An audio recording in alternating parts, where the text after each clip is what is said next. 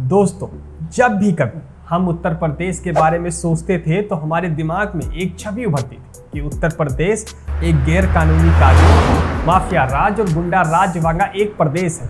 लेकिन हाल ही के कुछ सालों में यह छवि धीरे धीरे बदल रही है, जिसके मध्य में एक इंसान है जिसने अपने बेखौफ और बेबाक अंदाज से प्रदेश की छवि को पलटने का प्रयास किया है। जी हाँ, आज हम मूल्यांकन करने वाले हैं योगी आदित्यनाथ की उत्तर प्रदेश सरकार के कार्यों का। दोस्तों, पहले जब भी प्रदेश के निवासी कहीं जाते थे तो लोगों का उन्हें यूपी वाले भैया बुलाना एक गाली के रूप में प्रतीत होता था, लेकिन आज यही सब एक सम्मान के रूप में बदल गया है। लेकिन ये परिवर्तन हुआ कैसे? आप ये ध्यान रखिए कि आप मौजूदा व्यवस्था से लड़कर कभी भी चीजें बदल नहीं सकते। उसे बदलने के लिए आपको एक नया मॉडल बनाए जाने की आवश्यकता होती है, जो मौजूदा मॉडल को प्रचलन से बाहर कर देता है। उत्तर प्रदेश ने इसी तरह से ही एक नया मॉडल अपनाया है, जिसके मध्य में उन्होंने लॉ एंड ऑर्डर को रखने की कोशिश की है, जिससे उत्तर प्रदेश की पुरानी छवि प्रचलन से बाहर हो गई। आज हम इसी नए मॉडल के बारे में चर्चा करेंगे और जानेंगे कि क्या यह नया मॉडल वास्तविक रूप में उत्तर प्रदेश के लिए सही है, और यह भी जानने की कोशिश करेंगे कि क्या उत्तर प्रदेश सरकार द्वारा लिए गए कदम प्रदेश को सही मायने में विकास की ओर ले जा रहे हैं, और क्या सिक्योरिटी का महज मतलब लॉ एंड ऑर्डर से ही होता है। इन सब के गहराई तक जाएंगे, और उससे पहले यदि आप इस चैनल पर नए हैं तो इसे सब्सक्राइब करना ना भूलें, इससे हमारी बहुत ही मदद होती है। चलिए फिर वीडियो को शुरू करते हैं। ये तो योगी ही जीवन से संन्यास लिया है अपने समाज के लिए। मैंने अपने परिवार को छोड़ा है, मैंने अपने माँ बाप को छोड़ा है, लेकिन आज मुझे अपराधी बनाया जा रहा है। They inside the assembly gave a clear message to the mafia and to the Samajwadi Party, and this was about Operation Mitti Mein Mila Denge. And this is big, ladies and gentlemen. The size of the UP annual budget that was now presented on the floor of the UP Assembly is 6.9 lakh crore for the fiscal year 2023-2024. UP government has earmarked Muzaffar's carpet making industry under their far-reaching One District, One Product program. दोस्तों, क्या आपने कभी सोचा है कि हमें अपने समाज में एक सरकार की आखिर जरूरत ही क्यों पड़ी? क्यों हम इंसानों ने चाहा कि उन पर कोई शासन करे? आप इमेजिन कीजिए, यदि सरकार ही नहीं होती तो क्या होता? हमारे पास कितनी सारी फ्रीडम होती। तो क्या जिस समाज में हम हैं, क्या उसने अपनी इच्छा से अपनी स्वतंत्रता का त्याग कर दिया है?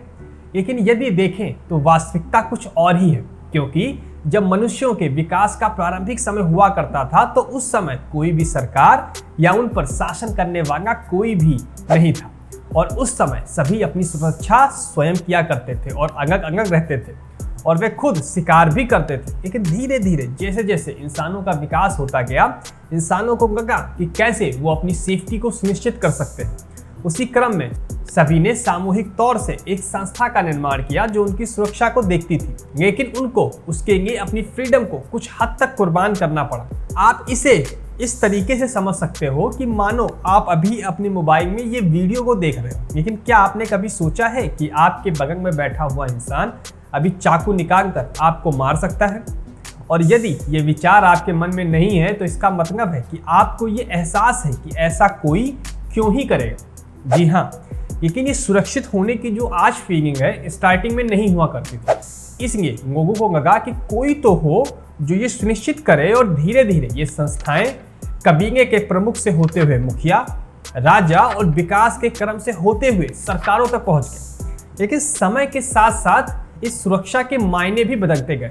आज के समय में ये सिस्टम सरकारों, प्रशासन और जनता के सम्मिलित प्रभाव से बनता है, जहां एडमिनिस्ट्रेशन यानी प्रशासन का काम है कि सरकार कोई भी नीति का निर्माण करे, वह उसे सुचारू रूप से लागू करे तथा जनता के साथ मिलकर लॉ एंड ऑर्डर बनाए रखे, जो पहले के समय की सिक्योरिटी थी। और लोगों से उम्मीद है कि वो प्रशासन के साथ सहयोग करें और लोगों की स्वतंत्रता का सम्मान भी करें, और वहीं सरकार का काम है कि लोगों के लिए नीति का निर्माण करे और उसे लागू करवाए तथा लोगों की सिक्योरिटी भी सुनिश्चित करे।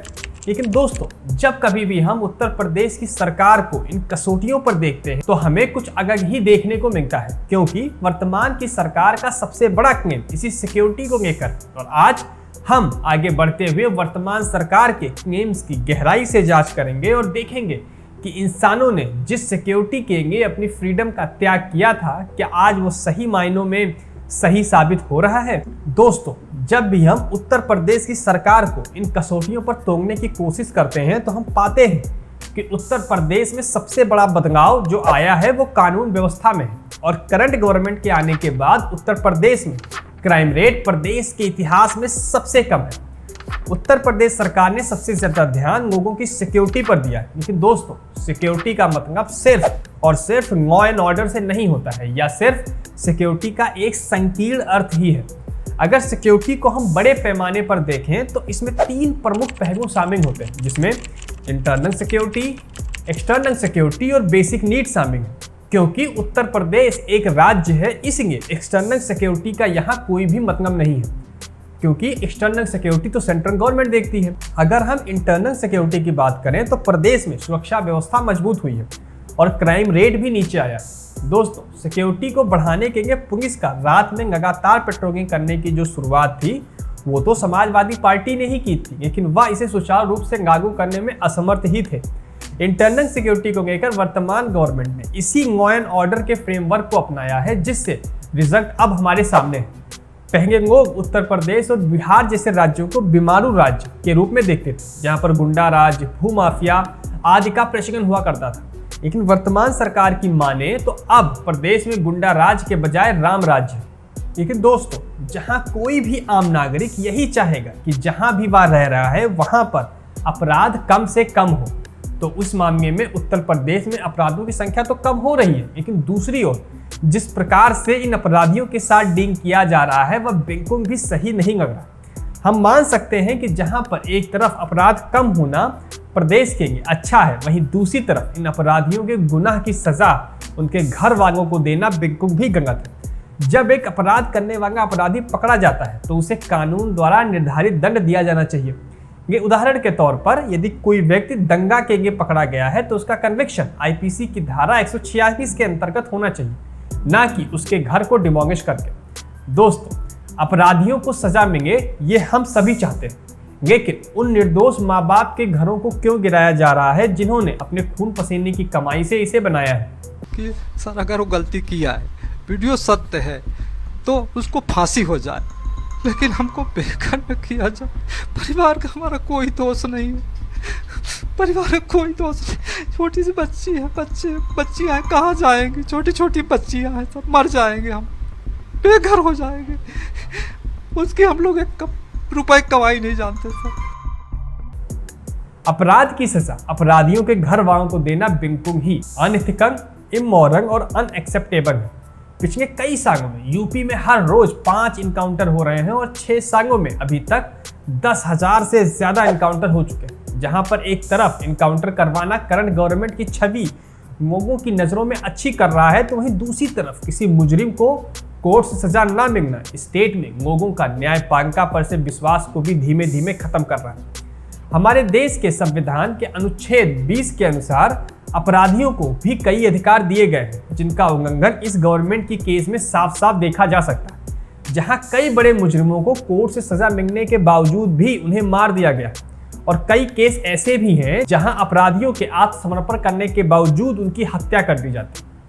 आप ही बताइए कि जहां अपराधियों को दिए गए अधिकारों का उल्लंघन हो रहा है, क्या वहां अप्रत्यक्ष रूप से संविधान का भी उल्लंघन नहीं हो रहा है? लेकिन वर्तमान सरकार द्वारा यह कहना कि उन्होंने अपने राज्य के नागरिकों की सुरक्षा को पुख्ता किया है, या सिर्फ सिक्योरिटी के संकीर्ण अर्थ यानी लॉ एंड ऑर्डर से ही संबंधित है। लेकिन जैसा कि इस वीडियो की शुरुआत में हमने बताया था कि किसी भी सरकार द्वारा नागरिकों की सिक्योरिटी केवल लॉ एंड ऑर्डर द्वारा सुनिश्चित नहीं की जा सकती है, वह सिक्योरिटी के बृहद अर्थ बेसिक नीड्स से भी संबंधित है। बेसिक नीड्स में कई पहलुओं का समावेश होता है, जैसे health care, education, food security, job security इत्यादि। और हम आगे बढ़ते हुए इन्हीं चीज़ों पर चर्चा करेंगे कि गवर्नमेंट का क्लेम कि उसने अपने राज्य की सिक्योरिटी को पुख्ता किया है वह किस हद तक सही है। यदि हम देखें तो हम पाएंगे उत्तर प्रदेश में हेल्थ केयर बजट जो 2021-22 में 23,360 करोड़ के आसपास था, वह 2023-24 में बढ़कर 47,404 करोड़ हो गया था। जो हेल्थ केयर बजट में 100% की बढ़ोतरी है। बजट की इतनी बढ़ोतरी और किसी भी सेक्टर में नहीं देखी गई, जो कि दिखाता है कि करंट गवर्नमेंट हेल्थ केयर को एक प्राइमरी गोल के रूप में एड्रेस कर रही है। अभी यूपी गवर्नमेंट ने हर डिस्ट्रिक्ट में एक मेडिकल कॉलेज खोलने का भी फैसला किया है, जो कि अपने आप में ही एक ऐसी ऊंचाई है कि अगर यह हासिल हो गई तो हेल्थ केयर अपनी नई बुलंदियों को छूएगा, जिसका सीधा असर लाइफ एक्सपेक्टेंसी रेट पर भी दिखेगा, जो ह्यूमन डेवलपमेंट इंडेक्स में अहम भूमिका निभाता है। दोस्तों, यूपी गवर्नमेंट का सेंट्रल गवर्नमेंट के साथ मिलकर हेल्थ केयर स्कीम जैसे आयुष्मान भारत को लागू करना और स्टेट्स में एम्स जैसे हॉस्पिटल स्थापित करने की प्रतिबद्धता यह दिखाती है कि कहीं ना कहीं यूपी गवर्नमेंट हेल्थ को प्राइमरी उद्देश्य मानकर चल रही है। रजिस्ट्रार जनरल ऑफ इंडिया की एक रिपोर्ट के मुताबिक जहां 2015 से पहले उत्तर प्रदेश में इन्फेंट मोर्टेलिटी रेट यानी नवजात शिशु मृत्यु दर जहां 1000 बच्चों में 50 बच्चों की थी, वहीं अब यह गिरकर 36 मृत्यु प्रति 1000 बच्चों की रह गई, जो कि कहीं ना कहीं गवर्नमेंट के प्रतिबद्धता को दिखाता है। परंतु इसके उलट कहानी एजुकेशन सिस्टम की, जैसा कि नेल्सन मंडेला ने कहा था कि एजुकेशन में विश्व को बदलने की ताकत है। दोस्तों, एजुकेशन या फिर सिंपल भाषा में लिटरेसी रेट किसी भी प्रदेश के डेवलपमेंट में राह में एक अहम भूमिका निभाता है। एजुकेशन एक प्रोग्रेस माइंडसेट डेवलप करने में हेल्प करता है, जो कि सोशल डेवलपमेंट के लिए बहुत ज़रूरी है, और यह डेवलपमेंट क्वालिटी एजुकेशन से ही पॉसिबल है। नीति आयोग के स्कूल एजुकेशन क्वालिटी इंडेक्स में केरल 76.6% के साथ बेस्ट परफॉर्मर रहा, वहीं उत्तर प्रदेश, जिसे वर्तमान सरकार उत्तम प्रदेश कहती है, वह 36.4% के साथ लास्ट नंबर पर वर्स्ट परफॉर्मिंग स्टेट रहा है, जो कि यह दिखाता है कि राज्य की सरकार का ध्यान एजुकेशन सिस्टम पर बिल्कुल भी नहीं है। यदि आप आज के वर्तमान युवा को शिक्षित और प्रशिक्षित ही नहीं करोगे, तो जो डेमोग्राफिक डिविडेंड आपके पास है वह आने वाले वर्षों में आपके राज्य के ऊपर डेमोग्राफिक डिविडेंड हो जाएगा। दोस्तों, डेमोग्राफिक डिविडेंड से मतलब आपकी वह कार्य कर सकने वाली जनरेशन से है, जो कि नॉर्मली 18 से 45 साल के बीच की जनसंख्या होती है। लेकिन यही 18 से 45 साल की जनसंख्या जब 60 की उम्र तक पहुंचेगी तो यह सरकारों के ऊपर बोझ के रूप में होगी। लेकिन यदि सरकार लोगों को पहले से ही शिक्षित करेगी तो इनके पॉलिटिकल एजेंडे सक्सेसफुल कैसे होंगे? सरकारों को फायदा आप लोगों को मानसिक पंगु बनाए रखने में है, जिससे उनके पॉलिटिकल एजेंडे पूरे होते रहे। लेकिन सरकारों को थोड़ी दूरदर्शी नजर भी रखनी पड़ेगी कि कैसे भविष्य में जो डिपेंडेंट हो उनकी संख्या जितनी कम हो सके उतनी कम किया जाए, और WHO की रिपोर्ट भी इसी ओर इशारा भी करती है। इसी कड़ी में यदि हम आगे बढ़ें तो अगला बेसिक नीड फूड सिक्योरिटी है, जिसकी सिक्योरिटी सबसे अल्टीमेट और सबसे आवश्यक है। इसमें भी यूपी का हाल बहुत अच्छा नहीं है। 17 बड़े स्टेट्स की पब्लिश्ड फूड सिक्योरिटी इंडेक्स 2021-22 के अनुसार तमिलनाडु 82% के साथ बिग स्टेट की लिस्ट में टॉप पर था, वहीं उत्तर प्रदेश 54.5% के साथ 8वें स्थान पर था। फूड सिक्योरिटी के लिए सरकार द्वारा फ्री राशन भी अवेलेबल कराया जा रहा है, लेकिन यह राशन लिमिटेड क्वांटिटी में ही मिलता है, जो कि कई परिवारों की जरूरत पूरी ही नहीं कर पाता। लेकिन यह बात भी पूरे तरीके से सही है कि food security, education, health care, ये सभी सुविधाएं तभी सही ढंग से लोग पा सकेंगे जब लोगों के पास अपनी खुद की जॉब हो। 2021 के एम्प्लॉयमेंट इंडेक्स में उत्तर प्रदेश उत्तराखंड के बाद 32.89% के साथ सेकेंड वर्स्ट परफॉर्मिंग स्टेट रहा। यह इंडेक्स 2016 में 38% था, जो कि भारत के एवरेज 37% के एम्प्लॉयमेंट से ज़्यादा था। यह दिखाता है कि करंट गवर्नमेंट जॉब को लेकर कोई खास काम नहीं कर पा रही है। जहां योगी आदित्यनाथ ने यूपी इन्वेस्टर समिट्स को ऑर्गेनाइज कराकर रिकॉर्ड इन्वेस्टमेंट हासिल की थी, लेकिन इससे मेजर वर्किंग पॉपुलेशन के जॉब को लेकर कोई फर्क ही नहीं आया। जहां गवर्नमेंट ये कहती हुई पाई गई कि UP traditional caste, religion, politics और करप्शन से निकलकर एंडलेस पॉसिबिलिटी की तरफ जा रहा है, वहीं खुद यही गवर्नमेंट टीचर की जब वैकेंसी आती है तो उसको इलेक्शन के लिए रोक के रखती है, जो खुद में ही एक डबल स्टैंडर्ड सेट करता है।